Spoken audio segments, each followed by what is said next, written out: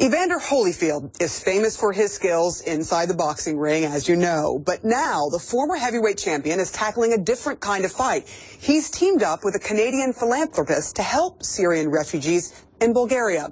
Our Atika Schubert got to see their work firsthand. She joins me now live from London. Atika, tell me what you saw.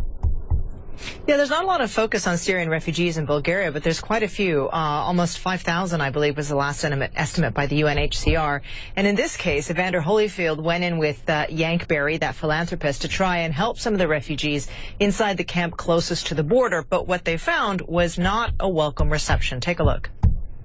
Evander Holyfield has faced plenty of opponents in the ring, but nothing like this. Hundreds of Syrian refugees angry at camp conditions in Bulgaria. Maybe you can help them about to make resource more facility. We're doing that. We're working very closely. Evander and I are seeing the Prime Minister on Tuesday. Together with his friend and financier Yank, they plan to deliver food aid and help resettle some families in a home supplied by Barry's charity, Global Village. But Yank's recent aid mission wasn't supposed to be like this. Wait a second. Hold it. Time out. We got here 15 minutes ago. Okay, so have a little bit of patience before I lose my patience, and we leave with our vans with the food, and we don't take anybody. They held out their thumbs, chanting fingerprint, their way of demanding to be documented as refugees and then released from the camp. I wouldn't refuse food when I was hungry. You know, we're not here trying to intimidate them. We're trying to help them. So if they can't handle it, let's go. So now you're coming to Sofia for your new life. Thank you, merci.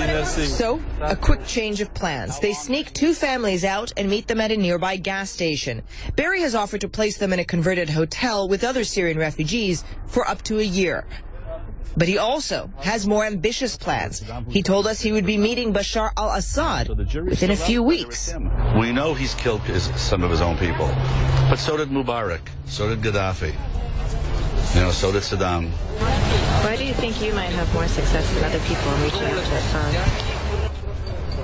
I know he loves Louis. So it's my song. I sang it. I'll sing it to him. I'm going with Evander and possibly Mike Tyson. He's a big boxing fan. We're not politically involved. It's dark by the time they reach their new home. Inside, this family, resettled here weeks before, the first recipients of Global Village aid. When the new arrivals walk through the door, a flood of tears as Mohammed recognizes his brother Noor. He hasn't seen him in nearly a year. Your heart skips a beat, and I was crying probably as much as he was.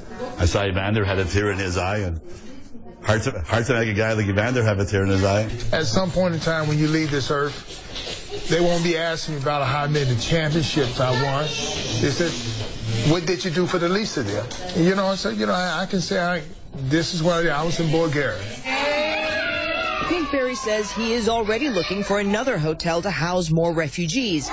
But with so many needing help, they may not be able to reach as many as they hope. Now, you heard there that Yank is also saying that he'll be visiting Syria within the next few weeks. We haven't heard any updates on that and whether he's going, but he does have very ambitious plans, and he says he plans to bring Evander Holyfield with him if he goes. Sarah? Well, it was really touching to see those two brothers meeting once again. Thank you so much. Atika Schubert there, live for us from London.